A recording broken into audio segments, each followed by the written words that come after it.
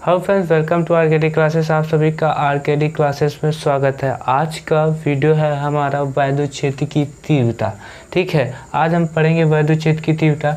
इसे पढ़ने से पहले यदि आपने पुराने वीडियो नहीं देखे हैं तो पहले उन्हें देख लीजिए, फिर इसको आके देखिए। ठीक है, तभी आपको ये समझ में आएगा, अन्यथा नहीं आएगा। ठीक है, आप जाके पहले देखिए फिर ये देखना, ताकि आपको समझ में आ सके अच्छे से। ठीक है, देखते हैं वैद्युत क्षेत्र की तीव्रता होती क्या है। मान लीजिए कि कोई आवेश Q है।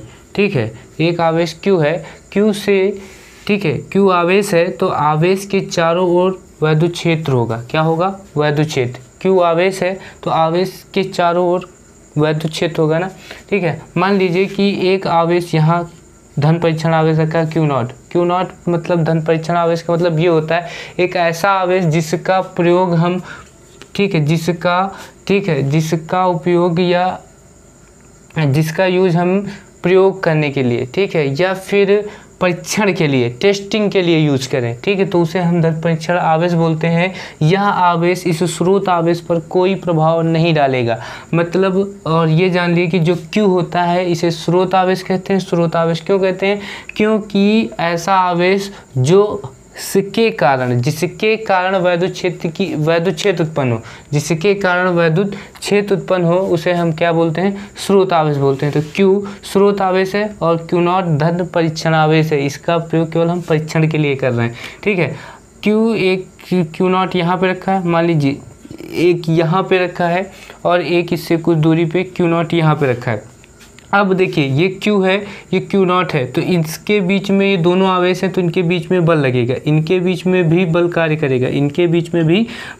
कार्य करेगा, कूलाम के नियम के अनुसार। ठीक है, कूलाम के नियम के अनुसार यहाँ बल कार्य करेगा। इनके बीच में, इनके बीच में बल कार्य करेगा। लेकिन देखिए इनके बीच में समान बल नहीं कार्य करता, अलग अलग बल कार्य करता है। जो पास में होगा उस पर ज़्यादा बल कार्य करेगा, जो दूर होगा उस पर कम बल कार्य करेगा, और जो थोड़ा और दूर है उस पर, ठीक है, समझे, उस पर थोड़ा कम करेगा। ठीक है, मतलब जो ज़्यादा दूर हो, मतलब डिपेंड करता है दूरी के ऊपर कि इनके बीच की दूरी कितनी।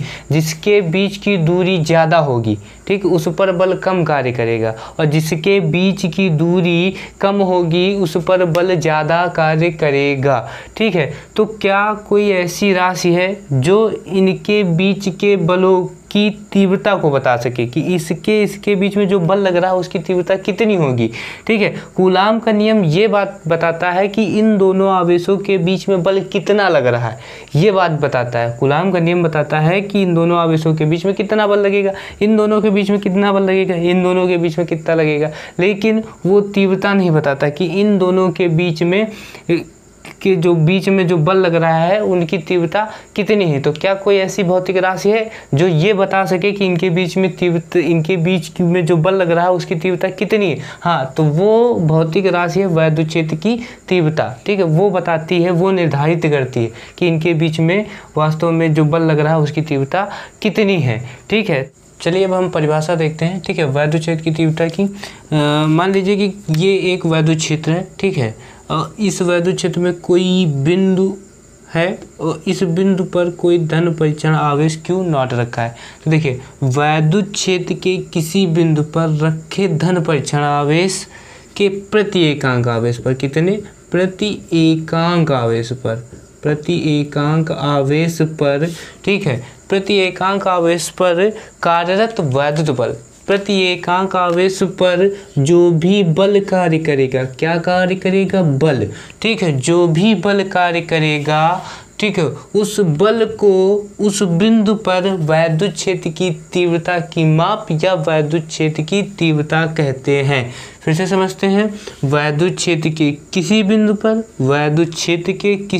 पर कार्यरत, ठीक है, या वैद्युत क्षेत्र के किसी बिंदु पर रखे धन परीक्षण आवेश के प्रति एकांक आवेश पर कार्यरत वैद्युत बल, जो भी वैद्युत बल कार्य करेगा, कार्यरत वैद्युत बल को उस बिंदु पर वैद्युत क्षेत्र की तीव्रता, ठीक है, वैद्युत क्षेत्र की तीव्रता की माप या वैद्युत क्षेत्र की तीव्रता कहते हैं। ठीक है, तो यहाँ से सूत्र हमको प्राप्त होता है E बराबर F/Q0। समझ में आ गई बात कि नहीं?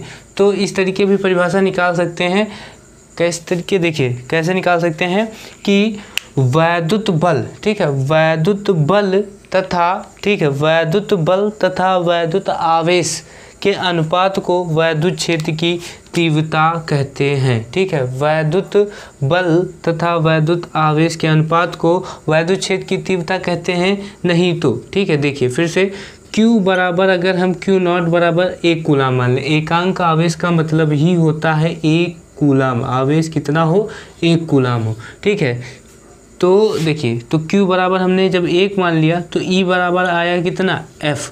ठीक है, तो समझना, जब आवेश की वैल्यू कितनी हो, 1 कूलाम हो, जब आवेश की वैल्यू कितनी हो, 1 कूलाम हो, तो जब आवेश 1 कूलाम होगा तो उस बिंदु पर, उस समय जब आवेश की वैल्यू कितनी हो, 1 कूलाम हो, तो उस समय उस बिंदु पर, ठीक है, उस बिंदु पर जो भी बल कार्य करेगा वही हमारा वैद्युत क्षेत्र की तीव्रता कहलाएगा। उस बिंदु पर जो भी वैद्युत बल कार्य करेगा वही हमारा वैद्युत क्षेत्र की तीव्रता कहलाएगा। कब कहलाएगा, जब हमारा, ठीक, आवेश कितना हो, 1 कूलाम का होगा।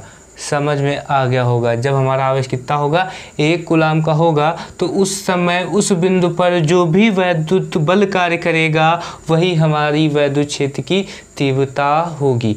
ठीक है, अब हम देखते हैं इसका मात्रक E बराबर क्या होता है, F/Q0 होता है। ठीक है, तो देखिए F का मात्रक होता है न्यूटन और Q का होता है कूलाम, तो न्यूटन प्रति कूलाम। यहाँ से हम विमा निकाल सकते हैं। अगर किसी भी भौतिक राशि का मात्रक आपको पता है तो आप विमा निकाल सकते हैं। न्यूटन प्रति कूलाम है ना विमा, तो न्यूटन मतलब बल की कितना होता है, MLT-2 होता है। ठीक है, बल का, और कूलाम मतलब AT होता है इसका। ठीक है, AT।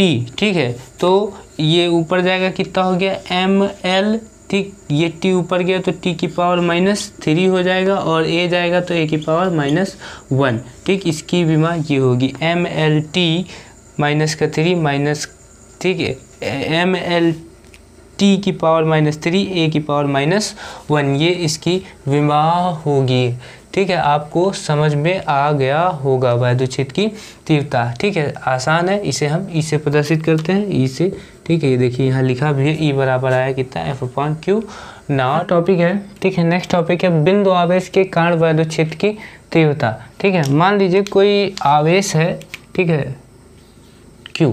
ठीक है, ये बिंदु आवेश है। बिंदु आवेश मतलब इतना छोटा आवेश होना चाहिए कि उनके, देखिए 2 आवेश हैं। ठीक है, इनको बिंदु आवेश तब कहेंगे जब इन दोनों आवेशों का आकार इनके बीच की तुलना में, ठीक है, बहुत अधिक हो। इनके बीच की तुलना में इनका जो आकार हो वो बहुत कम हो और बीच की दूरी बहुत ज़्यादा हो, तो उन्हें हम क्या बोलते हैं, बिंदु आवेश बोलते हैं। ठीक है, तो देखिए Q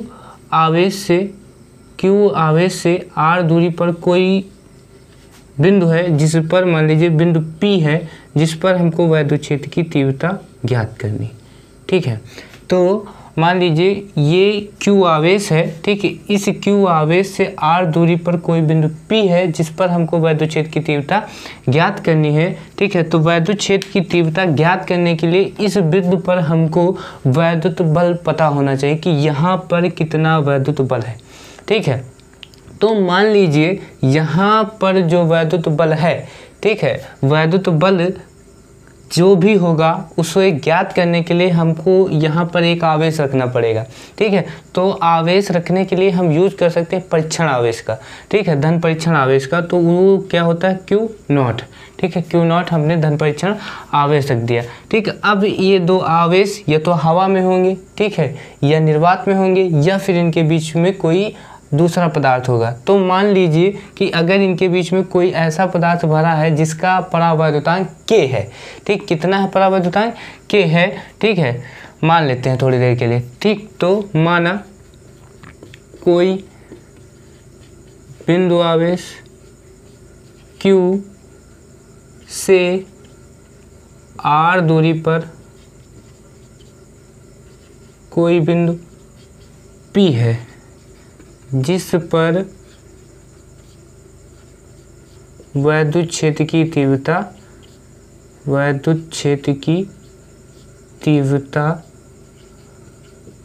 ज्ञात करनी है। ठीक है, वैद्युत क्षेत्र की तीव्रता क्या करनी है, ज्ञात करनी है। आवेश Q, ठीक है, आवेश Q, ठीक है, के परावैद्युतांक में स्थित है। किस परावैद्युतांक में है, के परावैद्युतांक में स्थित है। ये बात हम लोगों ने मान लिया। ठीक है, तो देखिए Q से बिंदु P पर कार्यरत बल निकालते हैं। ठीक है, Q से बिंदु P पर कार्यरत वैद्युत बल बराबर, कार्यरत वैद्युत बल बराबर कूलाम के नियम से, कूलाम के नियम से देखिए क्या होगा। ठीक है, F बराबर आएगा, F बराबर 1/4 पाई एप्सिलॉन नॉट इंटू के, क्योंकि इन दोनों के बीच का परावैद्युतांक कितना है, के है। ठीक है, तो 1/4 पाई एप्सिलॉन नॉट इंटू के। ठीक है, Q1 Q2 upon R square होता है ना, तो Q1 की जगह कितना है, यहाँ Q है, और Q2 की जगह कितना है, Q नॉट है, अपॉन बीच की दूरी, तो बीच की दूरी कितनी है, R का स्क्वायर। ठीक, समझ में आ गई होगी बात। ठीक, अब देखिए ये जो Q नॉट है इसका पक्षांतर इस तरफ करते हैं, तो ये ऊपर उधर मल्टीप्लाई में लिखा है, तो इधर कितना किस में आएगा, डिवाइड में आएगा ना, तो F अपॉन कितना हो गया, Q नॉट हो गया, F अपॉन Q नॉट हुआ, उधर कितना बचा 1/4 पाई एप्सिलॉन नॉट इंटू के। ठीक है, Q अपॉन R स्क्वायर। अब देखिए F अपॉन Q नॉट को, ठीक, हम लोगों ने पढ़ा था F अपॉन Q नॉट किसके बराबर होता है, E के बराबर होता है। तो यहाँ हम कितना लिख देंगे, E बराबर कितना आ गया 1/4 पाई एप्सिलॉन नॉट इंटू के Q अपॉन R स्क्वायर। तो यही सूत्र होता है, ठीक है, न्यूटन प्रति कूलम मात्रक कि बिंदु आवेश के कारण वैद्युत क्षेत्र की तीव्रता, किसी बिंदु से R दूरी पर उत्पन्न वैद्युत क्षेत्र की तीव्रता कितनी होती है, 1/4 pi epsilon not Q upon R square Newton प्रति कूलम। यदि इनके बीच में वायु या निर्वात हो, यदि वायु या निर्वात हो, क्या हो, वायु या निर्वात, ठीक, तो के बराबर कितना होता है, 1 हो जाता है। तो E बराबर आएगा उस समय 1/4 पाई एप्सिलॉन नॉट, के की वैल्यू 1 हो चुकी है, Q upon R square Newton प्रति कूलम। ठीक है, समझ में आ गया होगा आप लोगों को। ठीक है, वैद्युत बिंदु आवेश के कारण वैद्युत क्षेत्र की तीव्रता, ठीक है, जब इनके बीच में के परावैद्युतांक वाला पदार्थ बड़ा होगा तो वो E बराबर 1/4 पाई एप्सिलॉन नॉट के Q अपॉन R स्क्वायर। यदि इनके बीच में वायु या निर्वात होगा तो E बराबर 1/4 pi epsilon not Q upon R square होगा। ठीक है, थैंक यू। और इसके बाद नेक्स्ट वीडियो आएगा, उसको भी देखिए, वैद्युत द्विध्रुव और वैद्युत द्विध्रुव आघूर्ण का। ठीक है, और इम्पॉर्टेंट वीडियो वो भी रहेगा। और समझ में आ रहा हो तो चैनल सब्सक्राइब कर लीजिए।